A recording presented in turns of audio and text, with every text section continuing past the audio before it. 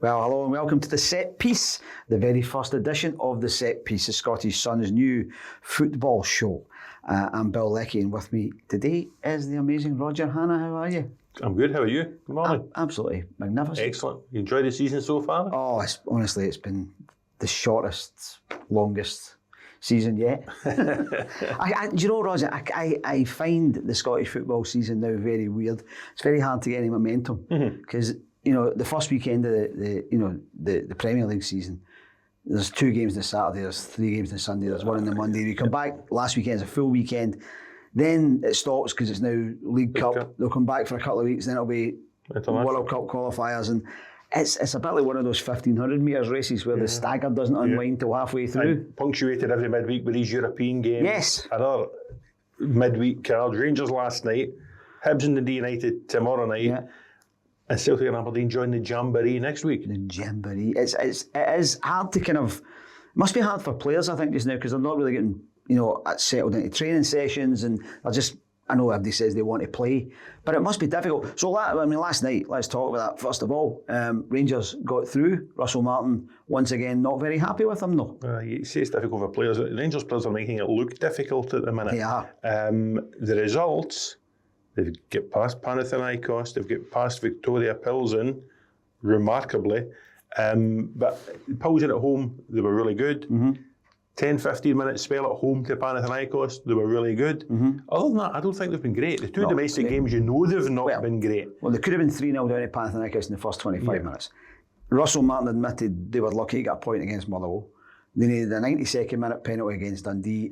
Then they've lost against Pilsen. The 3-0 at home to Pilsen is a kind of an upward blip in the middle. Where do you think... I mean, Russell Martin keeps talking about we'll get better, they'll get the message. Do you believe that? Because right now they seem to be playing the same way as they did under Clement and Ferguson. They'll need to get better, I think. It is very early days, but you don't get a lot of time here. No, you get no time. You know that. Especially the Ophir. Gassama and Antman look as if they'll add something in the wide areas. Giga, I think, could be better than whoever partnered John Souttar at various stages last season. But I still haven't been wholly impressed by Max Aarons, who was injured last night, Joe Rothwell, who didn't start last night, and we've still to see Mikey Moore and Tello Asgard. They've still to get Hamza Egerman back, if he comes back and he's not sold. I think they need more players, Bill. I genuinely think they need more players, because the ones there still, there are still too many guys who have underachieved for too long and for too many managers, and who need to be taken out of the equation. Well, we spent a lot of time, whether it was myself and yourself or Robert, whoever was here, David, we're talking about players in that Rangers dressing room who didn't look as if they wanted to be there, who are still there and who are still getting the chance to play. And let's name names. I mean, boys like Danilo.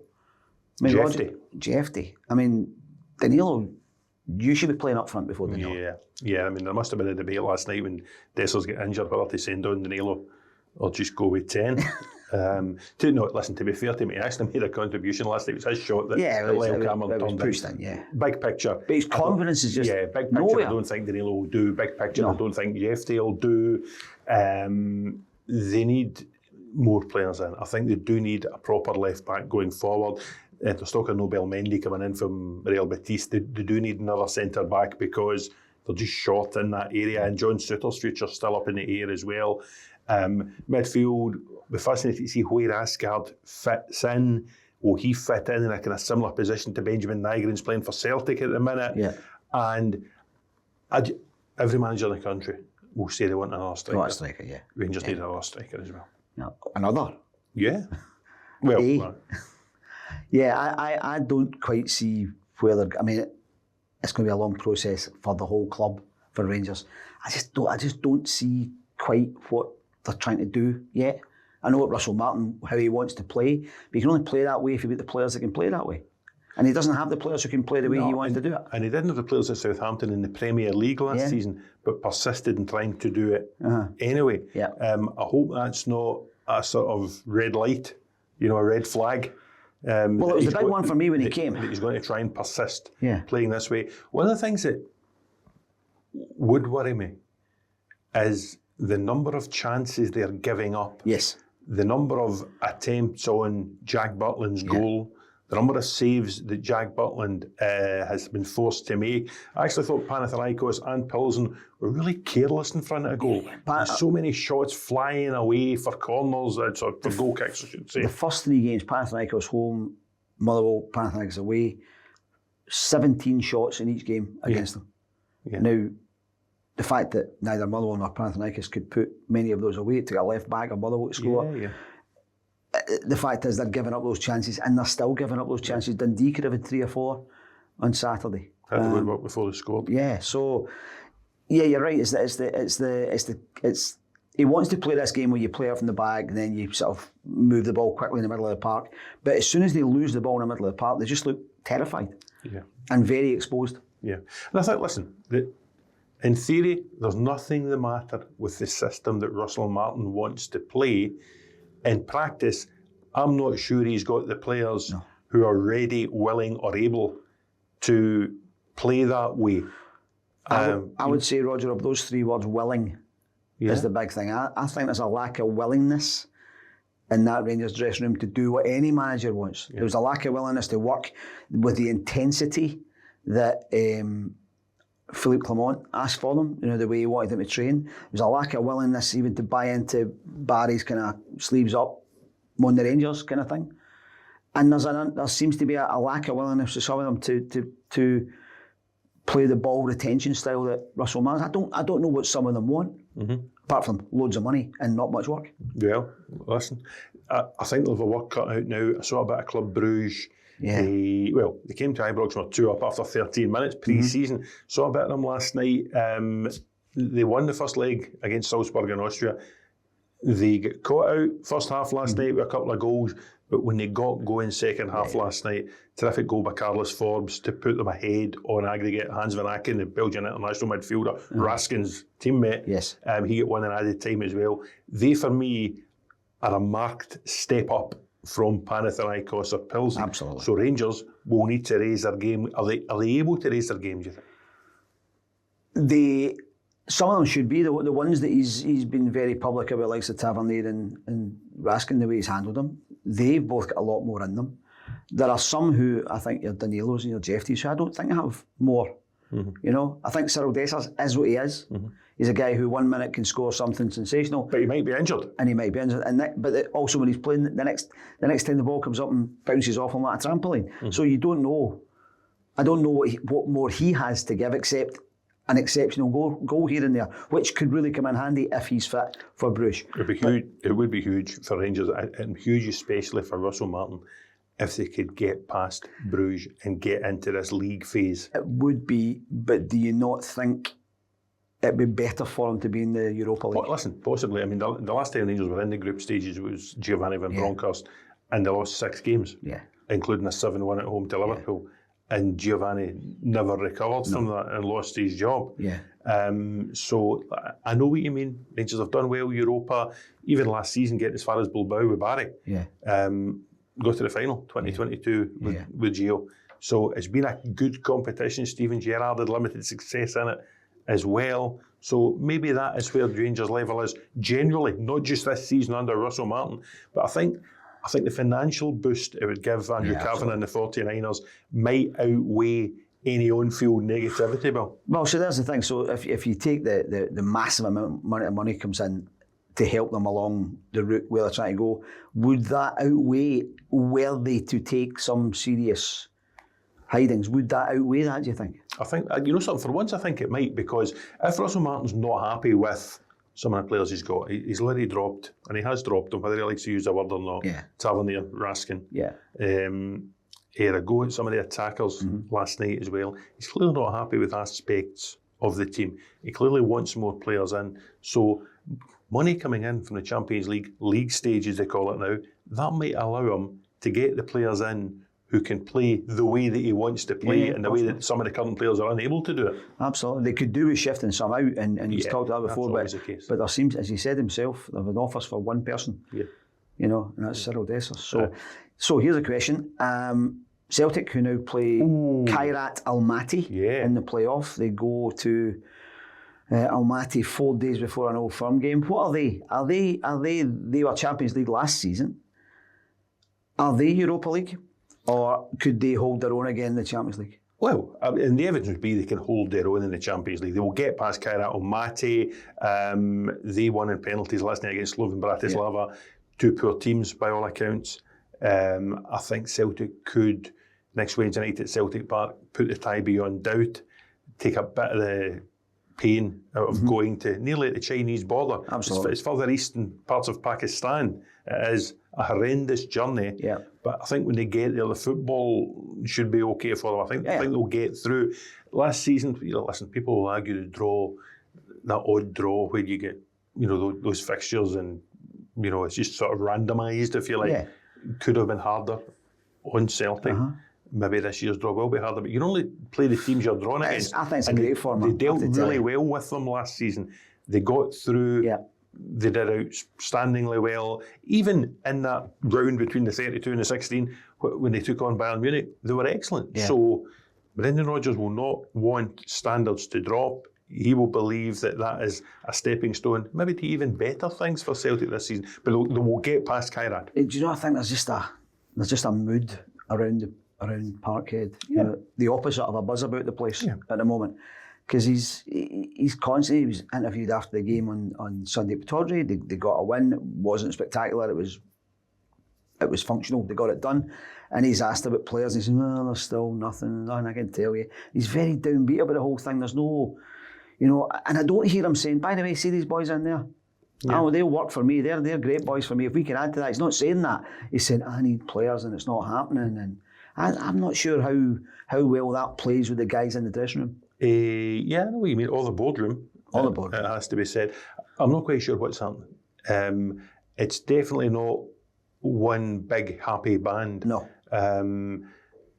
I was hearing complaints at the weekend. He wasn't wearing his Celtic tie, so there must be problems. He probably just spilt soup down it, the pre-match meal. But I know what you mean. And to a certain extent, he's correct. Albeit, I'm just going to say I can see both sides of this. He has lost a lot of goals. Kyogo wasn't replaced for like. Nicholas Kuhn hasn't been replaced for like. Jota's got a horrendous injury and hasn't yet been replaced, even really by a loan play. Even if you're saying, right, we've got Jota, he's cost a lot of money, he's in big wages, so we're not going to buy a replacement, but we could get one in a loan until January when he's going to be fit. Yeah. That box hasn't been ticked yet either. So, first day of the season against your St Mirren team, it was Zhang. It won't do. No. Second day of the season at Aberdeen, it was James Forrest, who's now 34. Yeah. Great he does player, what he can do. Fantastic player, great guy. Yeah. But at 34, shouldn't be asked to lead the fight. No. Adam Ida will not do. A bit like Cyril Dessers, the other number 9 across the city, is there, but should he be there? No. Just because he's there doesn't mean he's a first choice Celtic centre forward. No. So you can make an argument, and Brendan will try and make an argument, that he really needs 2 or 3 players in those front areas. Maida's nailed on, whatever you want to play him. He's nailed on. He deserves to be nailed on. But what you've even seen in the first 2 more and a backup. Yeah, and what you've even seen in the first couple of weeks is that when Maida's not quite up to speed, they really lose a lot. Because every time he kicked a ball last season, it was flying the roof of the net and he was performing miracles. He's fallen over his feet a couple of times against St Mirren and Aberdeen. He's not quite up to speed, and suddenly you realise that if he's not doing it, who's going to do it? Now, Hatate stepped up with a quite magnificent goal on Sunday, which kind of lifted the whole thing. It sort of lifted it out of the ordinary. But there's a bit of ordinary about Celtic at the moment. I was going to see both sides. The flip side of that, of course, is that the Celtic board don't know if Brendan Rodgers is going to be the manager beyond the end of this season. They gave him, before the last summer window shut, they gave him £25 million to spend on 3 players. And in the first 2 games of this season, 2 of the players, Arnie Engels, £11 million club record, Austin Trusty, £6 million. Both of them have been on the bench for both games. And Adam Ida, £9 million, hasn't scored and hasn't looked like scoring. No. Good point, well made. So the board will say, are we going to give this manager another £25 million at the end of the window? He goes in May, and we've now got £50 million of players that... It depends whether you think you're giving the manager the money or whether you think you're improving the team for another crack at Champions League. I get the feeling, over many years, that the Celtic board are happy to be better than Rangers. and that whatever they get when they go to Europe is a bonus. You know, last year was great for them. They, you know, started fantastically well against Slovan, had a real bad one in Dortmund, but after that, pretty much punched above their weight all the time, which was tremendous for everybody financially and in terms of your morale. And they come away from Munich having lost in the last kick of the ball, and they feel great about themselves, and they're ready to go again for the following year. But I think that feel good has kind of evaporated, and I think the board have got a lot to do with that. The worst thing for the Celtic board is that they have to publish their annual accounts. Yes. See, if people didn't know how much money they had in the bank, know. people would be happy with the job they were doing. The problem for the Celtic board is that everyone says, hold on a second, you've got £70 million in the bank, we need a centre forward, and the manager wants a centre forward, and we haven't got a centre forward. Spend the money. But then every other club knows Celtic with £70 million in the bank as well. Exactly. So that's what I mean. That's the worst thing. If Celtic didn't have to publish accounts and nobody knew how much money they had, the old days. None of this would happen. It'd be great. Like the old days. I used to go when I was starting out doing football about a million years ago. You'd be at Parkhead and the place would be rammed. Yeah. You know, you'd be sitting in the press box rammed and it'd come out 13,412.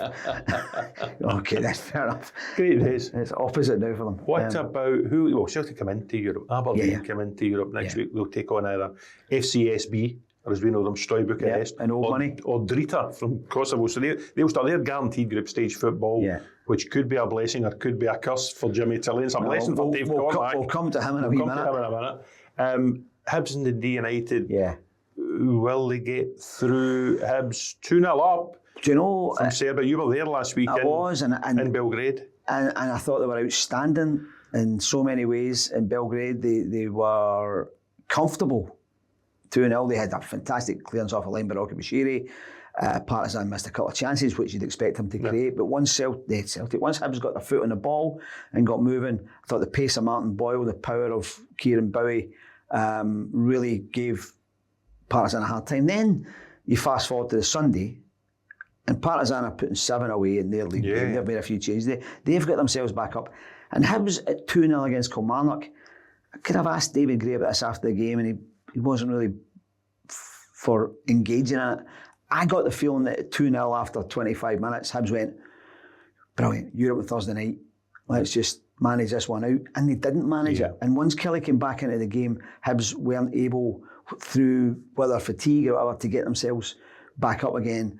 Ben Brannan scores a goal better than Hatate's goal, probably, to get Kelly a point. And really, Hibs could have lost that game. So if you're Partizan, you'll have looked at that and said, okay, and we now see their slight weaknesses, and we've just got our goal touch back. It's one of these ones, first goal at Easter Road. Absolutely enormous. And first goal at Tannadice. Dundee United, Rapid Vienna, 2-2. United probably rode their luck a wee bit. I watched the game last Thursday night, but it's a great result. Great week for the coefficient, Bill. I know you love your coefficient. Oh, I love my coefficient. Great week for the coefficient. Can United see it out? Can they see it through? It's a really tough game for them. I really want to say yes. Again, first goal. If I wouldn't say if United went ahead that it's done, but I would say if they went behind, it becomes a really, really tough. Injuries kicking in as well. You're already without Ross Graham, Ryan Strain, Trapanovsky. Isaac Papo's got a bad knee injury for last week. The bench is sort of full of... They might need to play some Scottish boys. Well, listen, they had Hen Brown on the bench last week. Sticking with United, I know Jim Goodwin's a St Mirren legend, winning that cup back in 2013 for your boys. Still hasn't got a new contract. No, it's new. Is that United board playing a bit fast and loose? I don't know. Not privy to their discussions. I would have thought you'd have tied him up by now. He might be comfortable. Who knows? He might be comfortable just getting on with things. But I think he's one that... I think he came in at a really difficult time for himself as well as for the club. He did a horrible spell at Aberdeen. He came in when the club was basically relegated, and they got relegated. He did what he had to do with bringing them back up, and he's now got them. He's taken them into Europe in the first season. His transfer policy is well documented, but it's working well for him. Yeah, it is. To be fair to him. And I, it's one of these ones I think at the moment, who have they got in mind that would be a better manager than Jim Goodwin at the moment? So I think he's an excellent manager. I think he's learning all the time. I think he'll have learned an enormous amount from the nightmare he had at Aberdeen.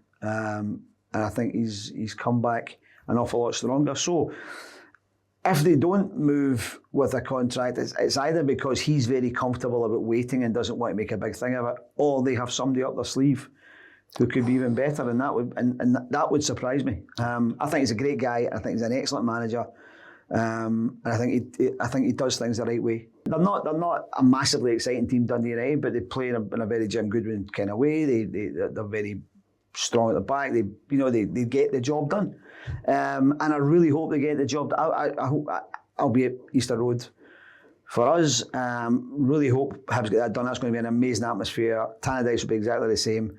And if we could have, goodness me, if you could have all five teams get into that playoff stage of their various competitions, what a lift that is. It was interesting last week in Srdan Blagojevic, the Partizan coach. Bless you. I know, thank you. Was saying that, well, Hibs are a better team than us, we're a young team. But then said, and we all see how the Scottish League is progressing far quicker than the Serbian League, for instance. Mm-hmm. And I thought, what if that's just one of these, things that we've heard a million times, we fear the Scots, they fight like lions kind of thing. But from an outside point of view, I can see that. If you look at 5 clubs aiming towards the playoff stages in Europe, if you're sitting in a country like Serbia, you might say, well, Scottish football's doing all right. We maybe from the inside are very critical of our own game. I know I am. But if we get 5 teams into that round and we can get as many of them as possible actually into the group stages, it'd be fantastic for our game. You touched on Jim Goodwin, Aberdeen nightmare. What do we make of Jimmy Thelin? Lost the last 4 in the league last season, lost the first 2 in the league this season without scoring a goal. Yeah. They're bottom of a very early Premiership table. There's a great start. They won as many league games this is brilliant. Between the 5th of August and 14th of September last year as they've won in the whole of 2025. I'm going to put it out there. If Kasper Schmeichel hadn't scored that own goal in the cup final, Jimmy Thelin would be under massive pressure. He would be. But he did. He did. So, Scandinavians stink together. Absolutely. It is a massive dilemma wrapped up in an enigma, isn't it? Encased in a conundrum. Absolutely. In 2 halves of a deception. He came in and absolutely hit the ground sprinting. You've not seen anything like it, since George Burley at Hearts. Comes in and 13 wins out the first 14, whatever.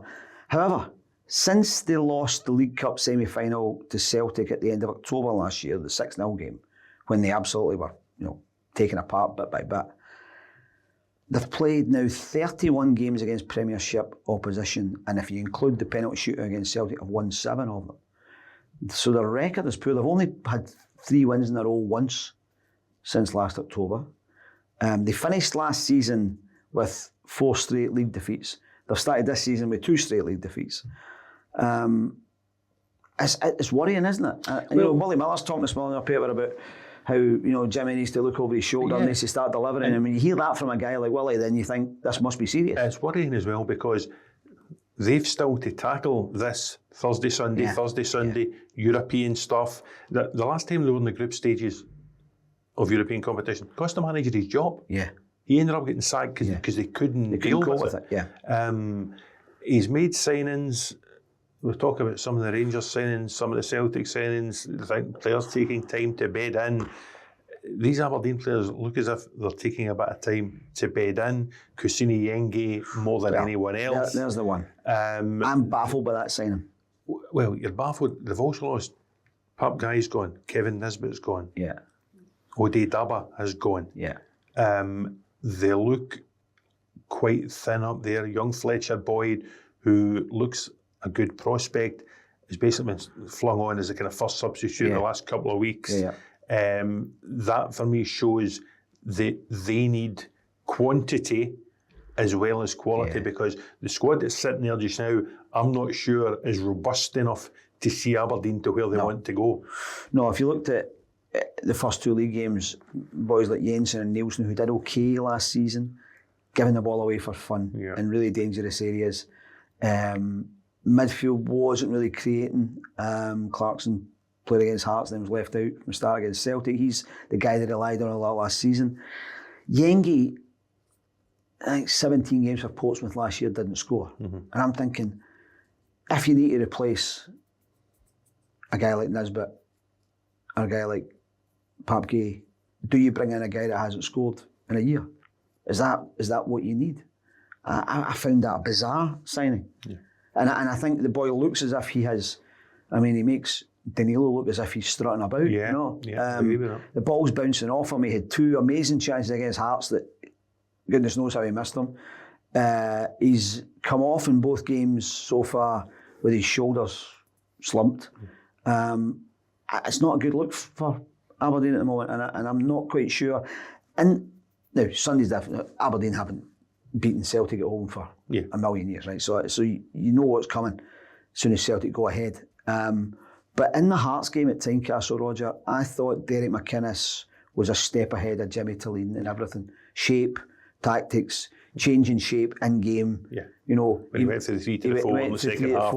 And then Jimmy Thelin reacts by making changes and going to it, and Derek then says, I'll change back again, I'll go back. You know, there's now a huge spell for Aberdeen because they go to Capello, Premier Sports Cup Saturday. Yes. They've then got these 2 European games. Yes. They've cancelled the Dundee United match in between to focus on the 2 European games because they want Europa League rather than Conference League, obviously for financial point of view, for the kudos it brings as well. I think before the window they've got Falkirk at Pittodrie in the league and they've got to get players in before the window. So we've got less than 3 weeks now until that window shuts. I think these 3 weeks are going to be really, really important for Aberdeen and for Jimmy Thelin.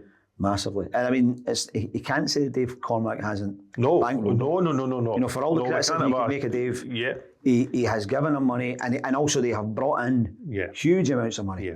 No, there's no argument here that the board haven't backed the manager at a football club. No, absolutely. Dave Cormack, everybody's put the money in. Alan Burrows is here working behind the scenes. If anything, I think the support structure's there for Jimmy Thelin. I think if anything, there's been too much of a turnover. He almost turned it over in January after doing it in August, and then he's doing it again in August, and you don't. I'll be honest. Sometimes I look at Aberdeen at the start of the season thinking, I don't know what they're trying. I don't know who these guys are. I don't know what their character is. I don't. You know, it's almost like let's get bodies in and see if they make any difference. Can I say, actually, going right back to the start with Rangers, when you mentioned there about the Aberdeen game being cancelled, I don't get this, right? Rangers were the loudest for many, many years about give us help in Europe, cancel games before a big European match. Then they're offered the chance to do it and they decide not to do it. Well, 2 things. If they don't play the game, Nasser Dijiga will be suspended for the Old Firm game after his red card against Dundee. And if they don't play the game and Celtic beat Livingston, Celtic will arrive at Ibrox 7 points clear of Rangers and could leave Ibrox 10 points clear of Rangers before August is out. So it's nothing to do with Europe. And I don't think Rangers could really countenance either of those things happening. Yeah. So in an ideal world, had things been going swimmingly, had they beaten Dundee, had they beaten Motherwell, I think the game would be off. I've got to tell you, if I'm sitting in the SPFL having had years of that in your ear, why don't you help us? And they go, okay, we're going to help you. And they say, no, we don't want your help because it might ruin our chances in the league. There you go. I find that bizarre. There you go. I can't believe we're sitting here. First set piece ever, viewers. I hope you've enjoyed it. Remember the day in the middle of August 2025, Bill Leckie is actually backing Neil Doncaster. I never said that. Did I say the word Neil Doncaster? You said it's the same thing. SPFL is Neil Doncaster. Oh, you're very right. No, the SPFL, as they always tell us, is the clubs. Well, I'll give you that. Neil, if you're watching, I'll give you that. I'll be very surprised. I'll give you that. So you're at Easter Road tomorrow. I'm at Easter Road Fingers tomorrow. crossed. We've got big games in the Champions League next midweek. Yeah. We'd love a couple in the Conference League. We've got one in Europa League. Can you imagine what next midweek will be like? Chaotic would be great. Be chaotic for you, sitting up the stairs in the Starship Command. In your Starship this Command. New place looks like Starship Command. No, try to pull things in. And before that, of course, we've got the Premier Sports Cup. I still call it League Cup. I'm old money. Sorry, Premier Sports. Which of the weekends are. I wonder if it is a hindrance. Is it an inconvenience? You're going to see your boys against Hearts? I'm going to see my boys against Hearts. I think it's probably the game of the round, but not on the telly, which is nonsense. Hearts are looking really good. Yeah. You know, Derek McInnes was always the right manager for them. I think they've made really good signings, and I think they are looking the part. So our boys will need to be right up for it to get a result off them. It's a good draw, actually. We touched on Morton Aberdeen. Yeah. Celtic Falkirk, which was a great game in the League Cup. Yeah, last I wish you season. could come out the other way around. Yeah, same as Alloa Rangers. The two European Thursday night teams. Yeah. Hibs then have to go away to Livy on that new pitch. So Livy and Saturday were really good. United have got to go to Killie as well on Sunday. That'll be a tough tie. I saw Killie and they're missing a few players with injury, but they were starting to knit together a little bit. How was Livingston's new pitch? Good, yeah, and they played well on it. Some good goals. Less shiny. Yeah, less shiny. Looks like a pitch. And they looked like a team. They were good. And I think it's a pity the way the draw's worked out. Financially, it's good for them. But Alloa going to Rangers. Yeah. I was hugely impressed by Alloa when I saw them beat Dundee in the League Cup. I think they are as good a part-time team as you'll see. Andy Graham does a brilliant job with them, and they will not make life easy. Well, up until last night when they lost their KDM Evolution Trophy game as Junior, they had won Challenge Cup. They had won every single game. Yeah. So they'll make life difficult, as you say. Knock Rangers out a Challenge Cup semi-final not that many years ago, if you remember. Yes. So they'll enjoy their night Saturday night. And they've earned it. Ibrox. They've earned it. They'll make a bit of cash. It might even help Andy get them back out of League One up into the Championship again. I've tipped them to go up this year. That's a kiss of death. I know. And they are good. They are a very well organised, really fit team. One of these part-time teams that you would swear are full-time, if you see what I mean, because of the energy they've got in their legs. So it's a decent weekend for the Cup. Well, other games, I'm going to Thistle and Ayr, the only game with no Premiership. No, but a right good game. Mark Wilson against Scotland. And the last game, St Johnstone, top of the Championship, against a Motherwell side now officially without Lennon Miller. Yes. We can end the show with a word. He's not yet 19. He is heading to a new life in Italy, Serie A, joining McTominay and Gilmour and Adams and Doig and Ferguson and all of them over there. And we wish him good luck. We do. He's a tremendous young player. He's a really nice young lad from a good family. And I think Italy's been good for a lot of young Scottish players. It's been a great place for them to go the last few years. And I really hope this is the start of something huge for him. It's a great place to go and play football. The Super Cup's there tonight. Yeah. Udine. And it's the start of something big for him. And I really wish him all the best. I really do. Yeah, and I think he will make a success of it. Oh, absolutely. I've spoken to him a few times in the 2 or 3 years he's been in the first team. He speaks really well. He's clearly been well brought up. Yeah. His dad Lee, of course, knows the football environment in this country. He's looked after him, and we wish Lennon Miller nothing but success in Houdini. And I say exactly the same to you, Roger, for all you do as the season goes along. It's been lovely to be with you this morning. This has been the first episode of the Set Piece Scottish Sun's new football show. Join us again next week. Enjoy your football.